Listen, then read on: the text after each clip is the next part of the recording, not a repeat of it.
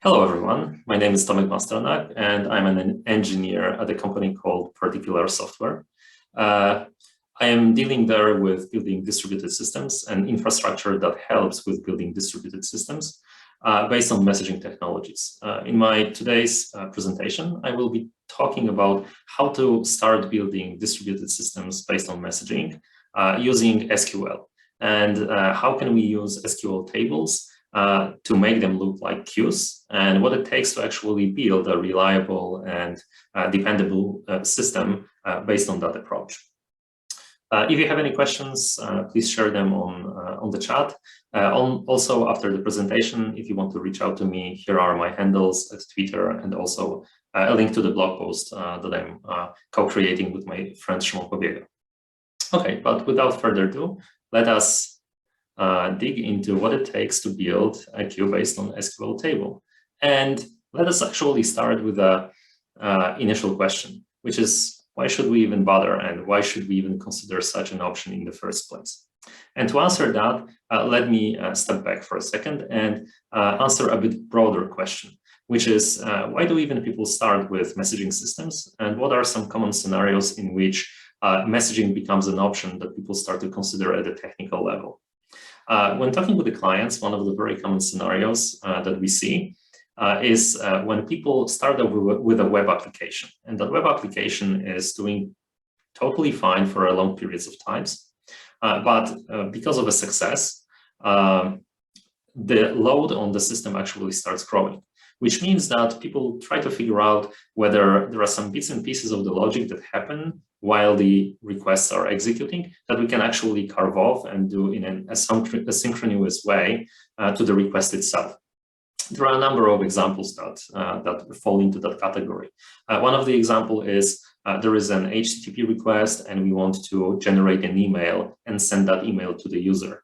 We can do it on the hot path of the request, but we can also try to do it async and just let the user know that they will be receiving email in a short future and that they should stand by. Another example would be generating PDFs or some reports.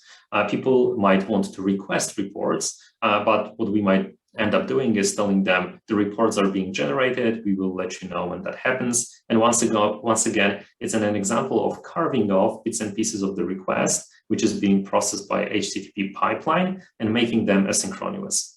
And messaging here falls very naturally, because what it allows us to do is to encapsulate that future to be done piece of work in a message and put it sideways so that it can be picked up in an asynchronous way by some background jobs happening in our system. So that's a very common scenario that people have. Another very common scenario is when we deal with the system that has an unpredictable load, especially when there are high peaks of load which are way bigger than the baseline of our system as it operates on a day-to-day basis. Those are very often correlated to some events which are happening in the real world. If we are building systems for entertainment, sports, advertising, very often there are some external triggers like commercials or sport events that will basically trigger our load on the system. And what we want to make sure is that we want to handle that load. And then what people very often end up doing is treating the queue and messaging system as a buffer. So making sure that we do not lose any requests that are coming from our users, and that we are putting messages on the queue so that they will be processed sooner than later, but we do not overflow the system or other parts of the system. One of the example is various kinds of voting in entertainment systems. If you're running a show and there is some voting that might happen a couple of hours after the show and then it ends, voting and counting those votes are very common, are a very good scenario for using a messaging system. So hopefully that gives you an idea why people would want to consider messaging, and that it's actually a very common scenario. Another interesting wrinkle to that story is that introducing messaging is very often an activity that happens for systems that already exist.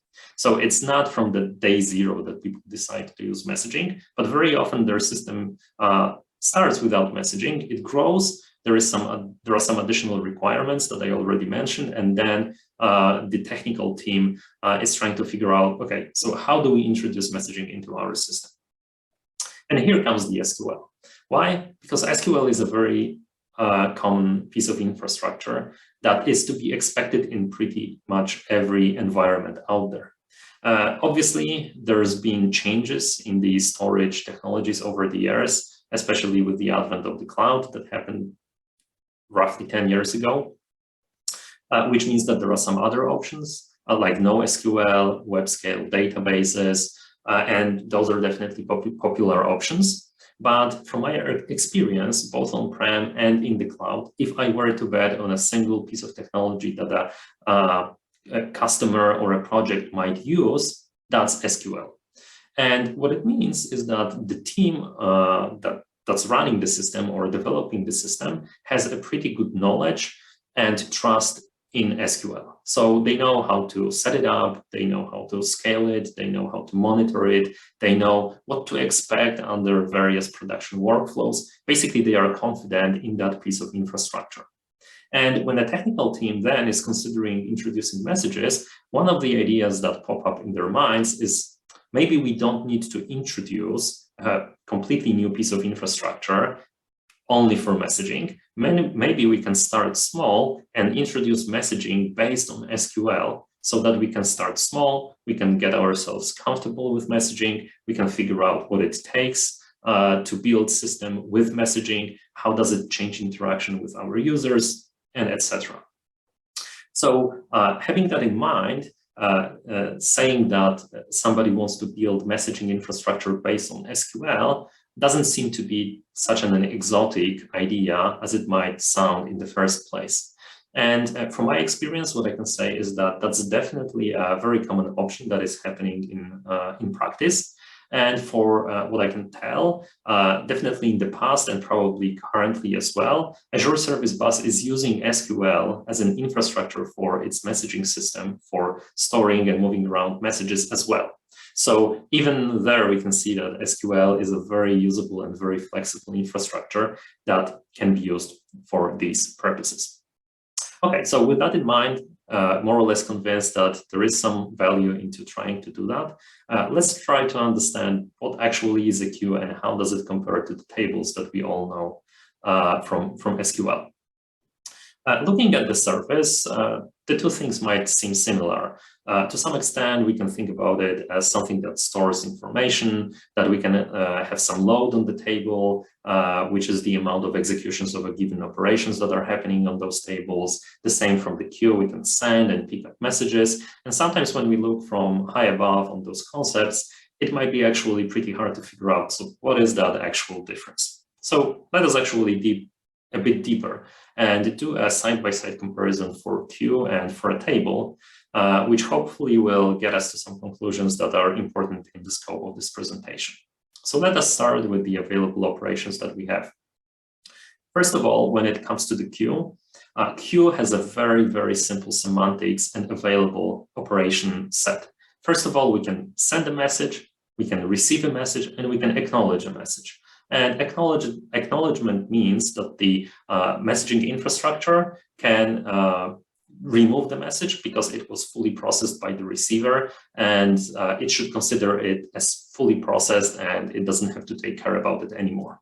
So very simple, 3 operations. There are some extensions depending on the messaging infrastructure, but those are like border case scenarios and nothing that changes the 3 main operations in the first place. When it comes to the SQL, SQL is a very flexible declarative programming language. So what we can have there is we can have projections, we can have filtering, we can have joins, we can define tables, we can have recursive queries. It's very, very flexible. We can bend and twist it to give us various results and to massage the data and present it in the form that we need it for consumption. So it's very, very flexible, way more than just 3 operations. When it comes to the schema, the situation is very similar. When we are talking about the queuing system, we have a very simple entities like a queue, maybe a topic. And the messages which are stored in those queues consist of two bits of information. First of all, the body, which is the message itself, and then headers, sometimes called properties, which are just metadata on top of those messages. What can we expect in the metadata?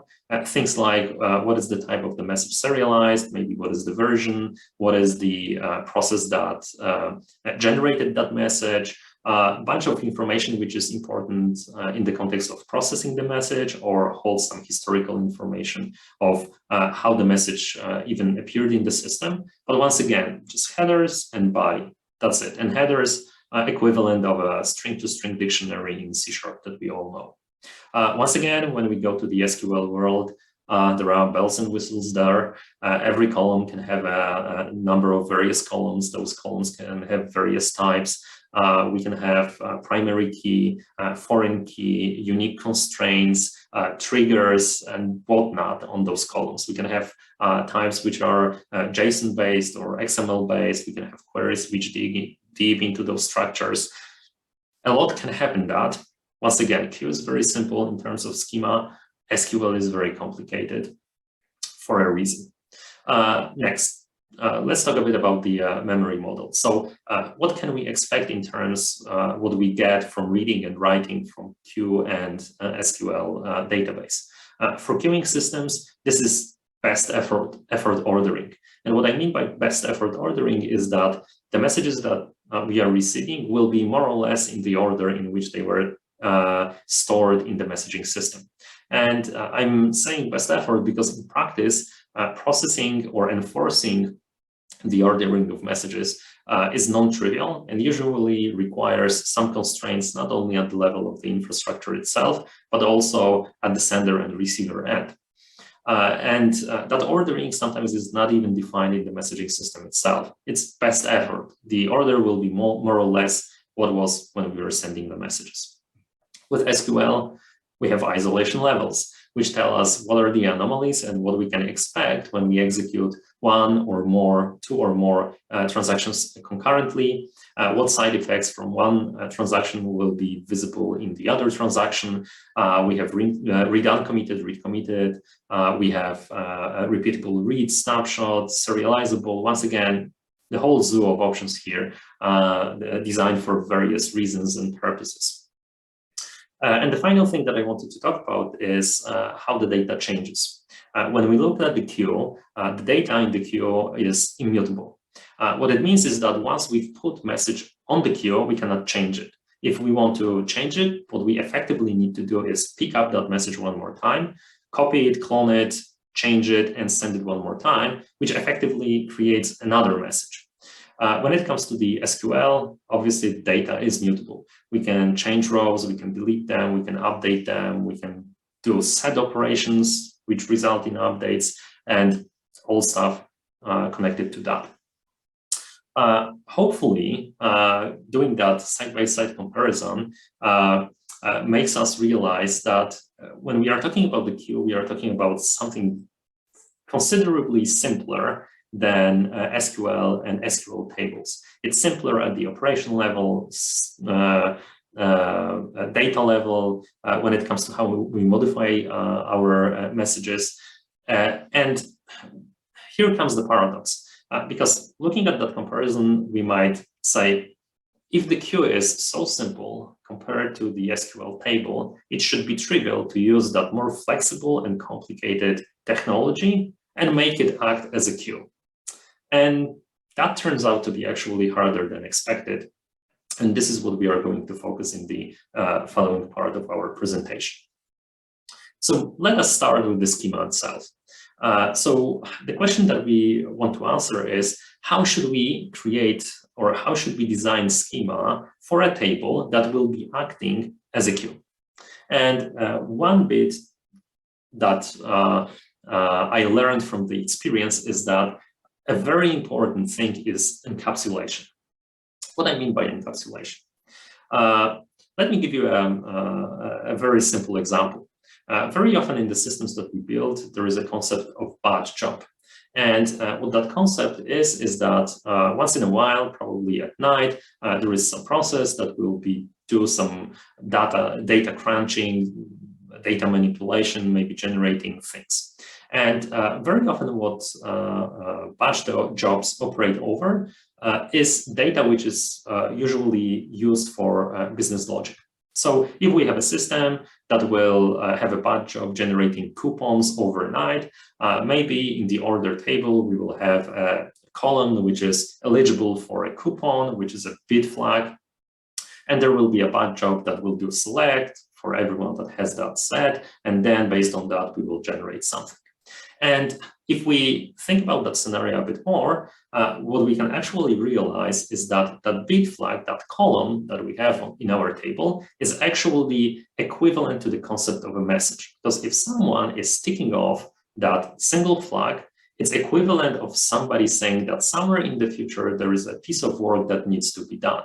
The difference is that we are not modeling it as a separate message, and that there will be a batch job which will do the data manipulation based on set of rows instead of single message at a time. But in fact, what we are doing is that we are implementing a poor man's messaging system. And looking from that perspective, what is very important is to make things that are implicit explicit. And what it means is, if we actually have such a logic in our system, we should make our best to actually encapsulate the logic which is responsible for handling messages outside of that message. So instead of sprinkling some bid flags and adding columns into our business data, we should actually remove that from there and have a separate table which is just a queue, nothing more. Why is it also important? It's also important because at the level of SQL, if we don't have a well-defined operation set, queries, inserts, deletes that are happening on our table, it might be actually pretty hard to figure out what is going to be a query plan for that table. And if someone, except of us doing the queue operations on a table, will execute also their operations, it might turn out that the queue is not working as we expect it to. We will look into the queries and how we can tune them and what are important bits and pieces that we need to look there. But basically, when we have a dedicated table which is encapsulating the messaging, when it's exposing only the minimal set of columns that are needed, and when we fully control the operations that are executed on top of that table, we can actually make sure that it behaves as we want it to behave, and that we can have a reliable solution that we can use in our production system. So following that route of encapsulation, there are actually very few columns that we need on our table. So we have a unique identifier, which is ID of a message that could potentially be also parts of headers, but sometimes it's just easier to lift it up. Then we have headers that we already talked about, body, which is the message itself, and also the row version, which is a big int identity, which is used to implement that best effort ordering. And that's it. And I would even say that adding anything else to that schema might be actually, might bring negative effects, because it will give opportunity to people from the outside to treat that table not as a queue, so basically not something that we can only send and receive from, but something else, and start operating over it using SQL, which might be actually something dangerous and something that we want to prevent. Okay, so we have schema in place. We know that the encapsulation is important. Let's look at the first bit that is running in the, let's say, .NET process, which is responsible for receiving our messages. And the first thing before we can receive a message is to actually know that there is something in the queue, that there are some rows in our table that is modeling the queue that we can pick up in the first place. And it turns out that it's not that easy with SQL. And the reason why is that there are no built-in notification systems in the SQL. There are options on-prem, but those are not working in the cloud. And even on-prem, they are not 100% reliable. So what we need to make sure is, we need to make sure that the process that is willing to receive messages actually actively monitors the queue to figure out whether there are any messages in, so that it can pick it up and receive it. And here what we have is a sequence diagram of how bits and pieces of that working in the process could look like. So we have an endpoint, and when it starts, it is bootstrapping a picker. And that picker is responsible for executing a loop on an interval. And in that loop, it will query the input queue to figure out whether there are any messages there.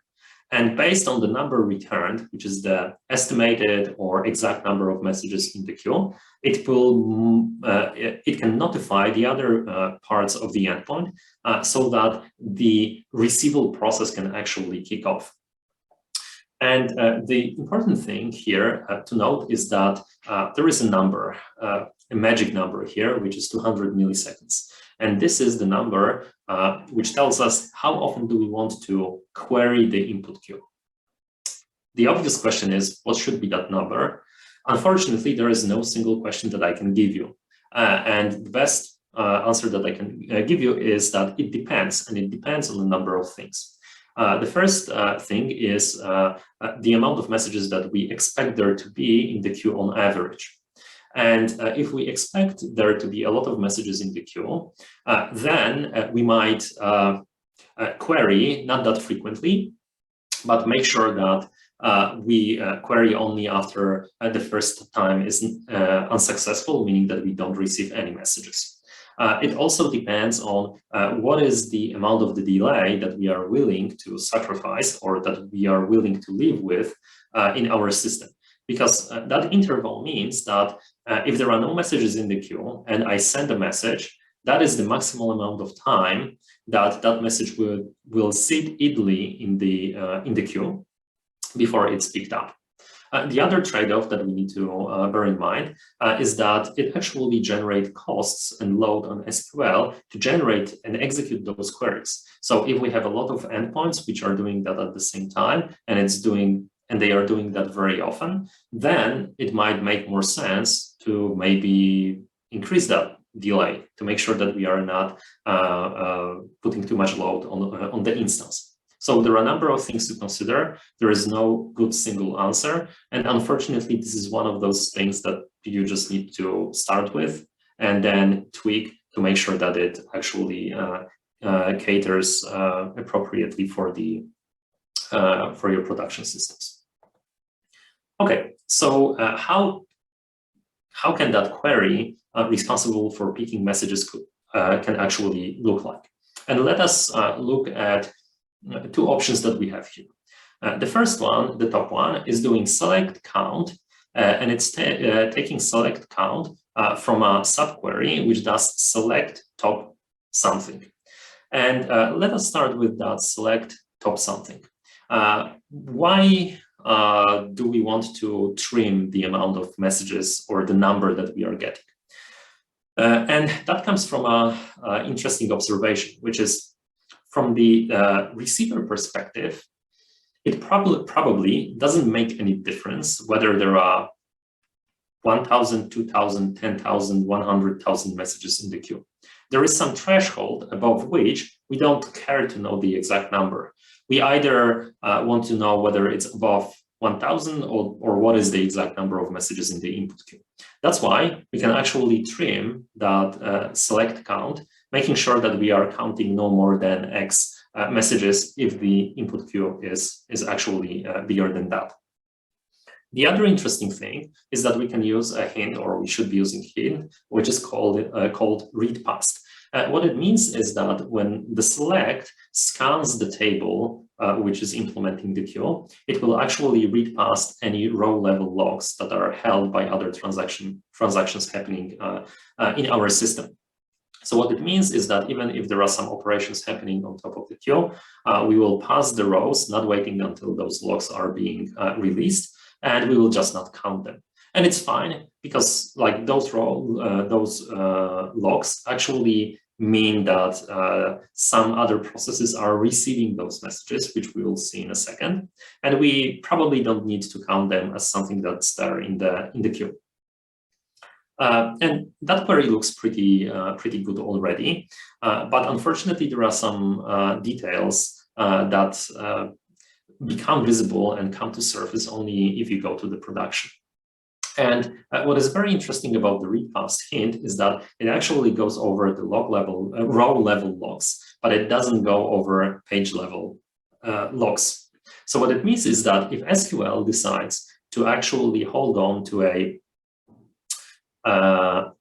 page level log, that query is actually going to hang, even though we have a hint read past.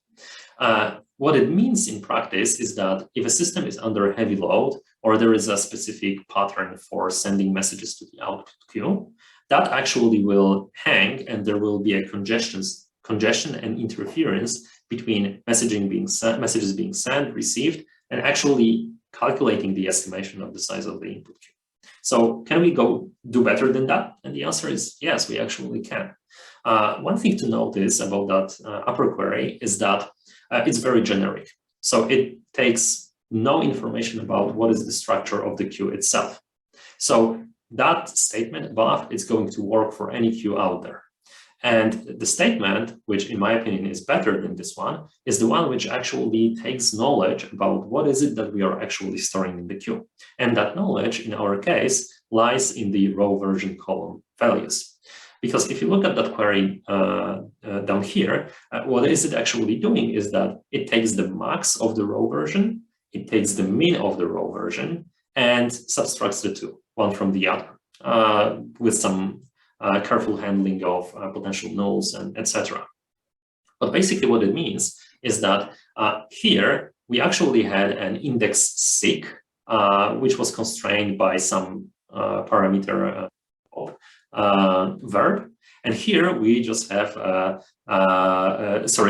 here we had an index scan, and here we have an index seek, because we just need to take the min and max value of that. And if we have an index on that, which we actually have, it means that it's actually very fast, and it doesn't have to go over larger sets of rows. What it also means is that we might get numbers which do not perfectly reflect the reality, but once again, we are fine. We just need an estimate which tells us, are there any messages there? Is the number in tens, hundreds? Is it above 1,000? This is all that we need. We don't need to be very specific here. Okay, great. So we have the bit which is responsible for picking the messages. Now let's figure out how is it that we can implement receiving messages. And to actually talk about receiving messages, we need to stop and talk about a very common pattern, which is probably the most common pattern for processing messages in the messaging system. And this is something which is called competing consumers. What does it mean? It means that if we have a queue, we expect there to be more than one receiving process receiving from that queue. And that pattern has actually a very nice characteristics when it comes to availability, scaling, handling messages that are processed for a long period of time. Because basically what it does is that it makes sure that messages are actually being stealed by various processes, and that no single process behavior is affecting the pace at which we can process over the messages in the input queue. But what it also means from our perspective is that we need to be prepared, or our design needs to be prepared to handle situations in which there are more than single transaction which is receiving from a given queue. So we need to be very careful about how do we operate over the input queue so that there is minimal interference between transactions that are trying to receive at the same time. And here is an approach that might be actually useful for doing that. So first of all, what we are doing is that when we start a transaction for receiving a message, we are actually initializing a delete transaction. And what that delete transaction is doing is that it actually selects a single row from a queue. And we do that selection with 3 hits. The first one is update log. So we make sure that we grab the exclusive log just at the beginning of the receival. Then we have read past, which means if there are some other logs which are held on the queue, don't wait on them, just skip them. And finally, we try to enforce that the log is being held at the row level so that the interference between various transactions is as minimal as possible. What else can we do? We can order by row version, which is a practical implementation of that best effort message ordering. And finally, we are using the output clause of the delete statement, which enables us to get the content of a row to make sure that we are getting the ID, the headers, the body, etc. And the interesting thing here is that with that approach, with that query being executed to receive message, we can actually minimize the interference between the transactions that are trying to receive. The other interesting thing that we get from this approach is that if the transaction in which we are executing those statements is being rolled back, the message will just reappear in the input queue. It can be seen as holding a log for a message so that it's not visible to any other transactions in the system, and just doing that. So once again, we need to make sure that we actually make sure that the operations which are happening concurrently interfere each other to a minimal extent. Another operation that I was mentioning there was send operation. Now, with send operation, fortunately, there is not that much to actually show in the sense that it's relatively straightforward. It's just an insert, and there are no gotchas there, at least none that we discovered. But there is actually one very important learning from what we've been doing, and that is something which is connected to how do we organize our schema. So far, when we talked about the schema, we talked only about the design of what are the columns, what are the types of those columns, and things like that. But we didn't actually dig deeper into how the indexes are set up and what is the layout of the table itself. Very common approach that people take to designing queues as a table is to use a clustered index on the row version. So the value which is used for best effort ordering is also used for clustering the table. And we know that the row version is an identity, so we are going to get more or less consecutive numbers for that value, and we are just going to add things into our table. And it's actually pretty straightforward approach. It does work until it breaks, and it very often breaks when the system starts growing and when there is more and more concurrency that is happening in our system. And to understand better how it breaks and where can it break, we actually need to dig a bit deeper into how data is stored by SQL. So what does it mean that something is a clustered index in our table? What it means is that SQL Server is going to use that as an indication of how data should be physically laid out in a physical storage.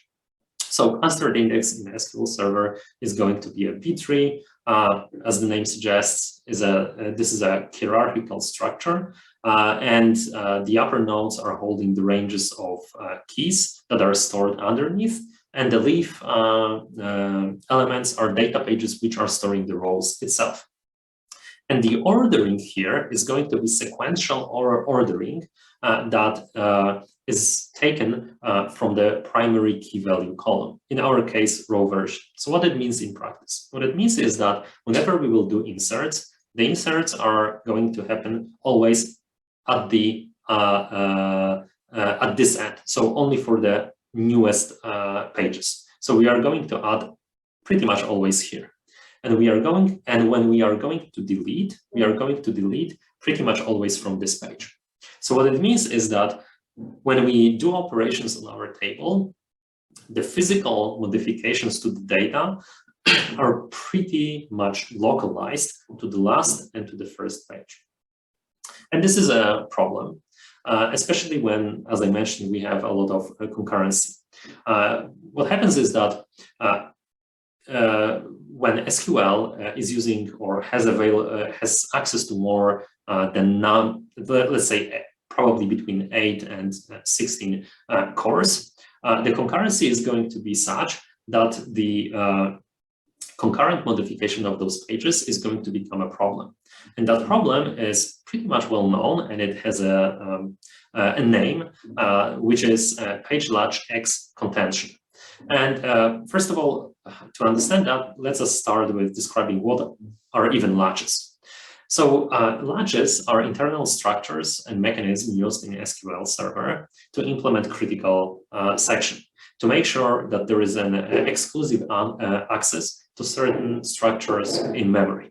What it means in our case, it means that to modify the page or parts of the page data, transactions need to take page latches.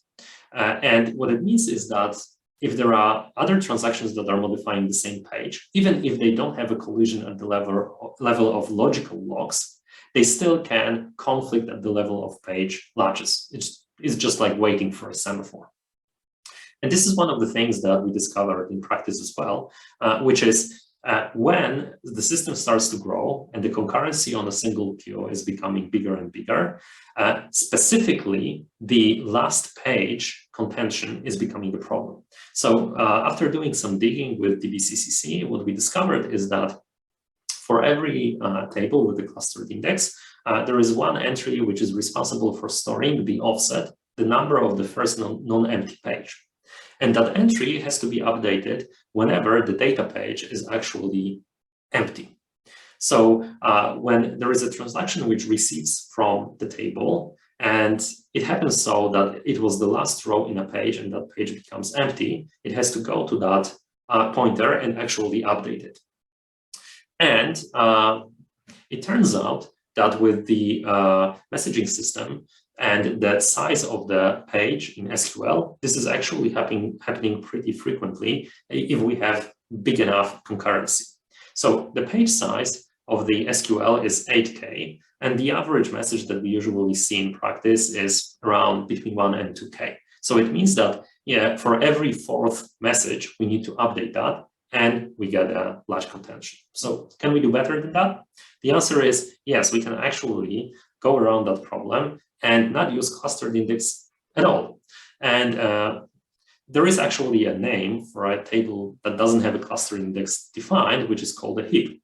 And from our perspective, what is the most important bit in the context of page large contention is that data in the heap are actually distributed not according to the key. So when we insert and when we remove, those keys can be actually moved around or stored physically in various pages. So what we are getting away with is a situation in which we don't have operation localized to the first and the last page itself. And actually, the design is behaving better whenever we add more and more concurrency to our system. Once again, this is one of those examples when the problem appears only in production and you need to ramp up the load on your system to be big enough so that you can see that problem appearing. Okay, but if you think about it a bit more, you might ask, okay, wait, but hold on. We don't have a clustered index on the main table, and that's fine, but we still need to have the secondary index, which is for the row version, to make sure that we can do that best effort ordering. And that is B-tree as well. So how come the problem that we had in the table does not exist in the secondary index? And the answer is, it boils down to the size of the row that we are storing in the page. Because, as I mentioned, the page of the SQL is 8K, and the row size is between 1 and 2K. So it means that between 4 and 8 removal of the message is going to result in the large problem. But for the index, we are actually storing way less information because we are not storing the body, we are not storing the headers. What we are storing is an index row size, a bunch of flags, and a pointer to the page that actually stores that thing, and it's 17 bytes. So basically what it means is that there is 100 less likelihood or a lower likelihood that we are end up in a situation in which we will need to delete page when we are using the secondary indexes that do not store body and headers. So because the amount of data stored per message in one place and the other is actually 2 orders of magnitude different, that's why we can get away with not having the page large contention in the secondary index. Obviously, there are no free dinners, which means that we can use the heaps, but whoever was doing any DB maintenance and figuring out how the SQL works, heaps come with disadvantages as well. One of the main disadvantages that it's very hard to reclaim storage that was allocated to the heap. So basically what it means in practice is that whenever the heap expands, because we have a lot of messages, even if those messages are consumed, the size of the heap is going to stay the same unless we do some manual intervention to make it shrink. But once again, in practice, what we've seen is that that trade-off makes more sense than actually going with the clustered index instead. Okay, so far we've been looking into how that whole thing actually looks at the SQL level, how to write the proper queries, how to make sure that we know that there is something in the queue, how do we design schema so that the queue is treated only as a queue and not something else, how do we make sure that the physical layout is such that we can deal with the concurrency. Now, let us look very quickly into the application code because there are some interesting things happening there. And we are going to look at the application code specifically because very often this is a blind spot for messaging systems, which is the messaging system is actually rock solid and you can depend on it. But the libraries which are provided to the end developers are sometimes lacking and in some cases also far from ideal. And that's why it's good to look at that and realize that one piece of the puzzle is what is happening in the SQL. But the other piece of puzzle, which is also non-trivial, is how to expose the functionality that we've built there to the developers, to our team, so that it can actually use it in a reasonable way. And the first thing to realize is that SQL actually comes with transactions, interactive transactions, which are very valued thing by many people in the industry. So what it means that there are a bunch of operations that can happen in an atomic way. Either all of them succeed or none of them succeeds. In the past, it was very often to use a DTC for that as well. So we could have data which is in SQL, and we could have an MSMQ, and we could have atomicity between the two. Now it's no longer the case. DTC outside of SQL is not an option to be used. But one neat feature of SQL is that as long as you can have your business data and messaging in the same database, you can get the same transactionality relatively easily. But what you need to remember is that in order for that to work, you need to use the TransactionScope in a proper way. And we have two examples here. On the left-hand side, what we can have is a TransactionScope, which is opening two transactions, one nested in the other. So first we have connection A opened, and let's say that with that connection, we are receiving the message. And then we have a business logic, which is using another connection. What this will cause is escalation to DTC and in practice exception because it's not supported in newer versions of .NET. So we cannot do that. So whenever we provide infrastructure to the user, if we as builders of the library for SQL messaging want to provide transactionality, we need to make sure that we are actually closing our connection. So this is a very important bit. If we want to make sure that the business logic can actually tap into the transaction scope, we need to make sure that we are properly managing our transactions that we are using for receiving, acknowledging, and sending messages as well. There are a bunch of other things that are important here. Closing connections I already mentioned. Very often what we want to have is to provide connection tweaking extension points. So sometimes people are interested in, I don't know, changing the collation, maybe changing the parameters of no count, maybe changing the default catalog. Various things can happen here. Once again, we need to provide that to them. The other thing is providing some structure in the instance itself. Probably the queues should reside maybe in a different schema, maybe in a different catalog. Once more, this is something that we need to provide. SQL injection, that's a problem that we need to handle. We need to make sure that the content of the message or the headers is not such or we treat it properly, escape it properly so that it doesn't break our storage of messages as well. There are also some wrinkles around system data library, which is about how the transaction isolation is treated when we use native transaction and scope transactions.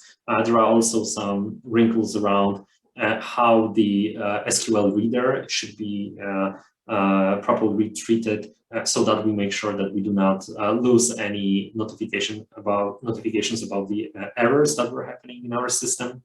We might want to support the encrypted columns. We might want to make sure that we are creating the queues only when they are not there and deal with potential lags for the system views that can be used for that.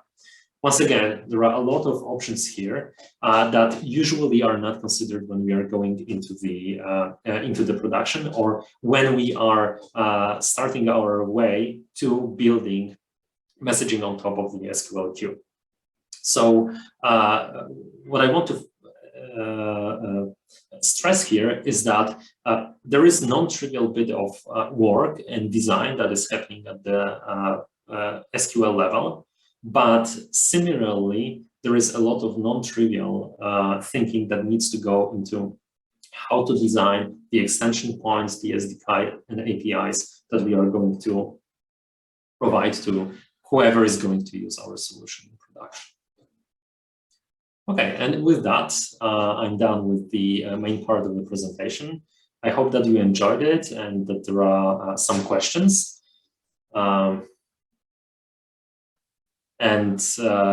Yeah, with that, I think that we are ready to go back to the studio. Thank you very much.